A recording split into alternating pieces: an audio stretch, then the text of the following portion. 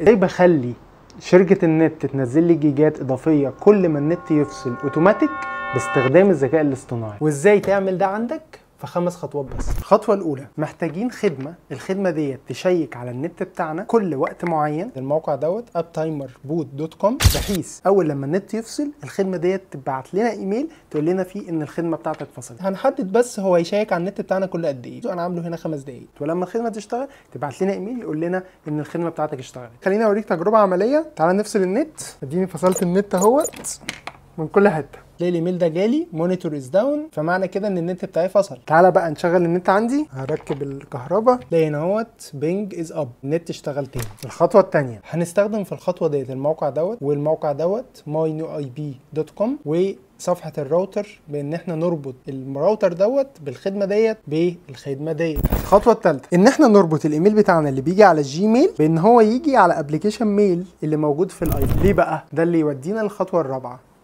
اللي هنفتح فيها ابلكيشن اسمه شورت كاتس. شورت كاتس ببساطه ده اوتوميشن، بتقول له لما يحصل حاجه معينه اعمل حاجه معينه.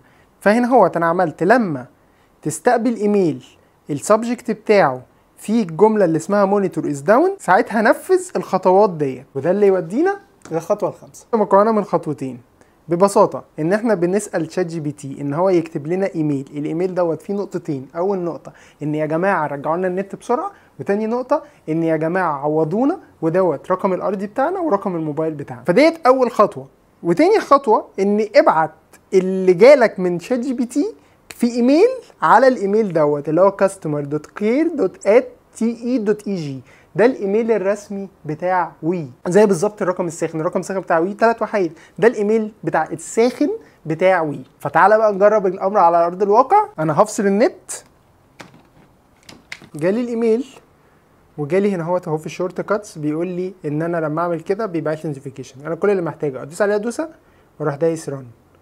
اول لما ادوس ران هيروح باعت، يخلي شات جي بي تي يكتب الايميل يروح بعته لوي. فهيجي لك ايميل زي كده بالظبط، هيقول لك فيها ان احنا معلش سبب المشكله، وان النت هيشتغل بعد 4 ساعات باين قالوها لي وقتها، وعوضوني هنا اهوت ب3 جيجا انترنت. وكل ده وانت اصلا ولا عارف اي حاجه ولا عارف اللي بيحصل. انت على طول الشكوى حصلت، على طول التعويض نزل، وعلى طول الاي اي شغال وانت نايم. وكده انت عرفت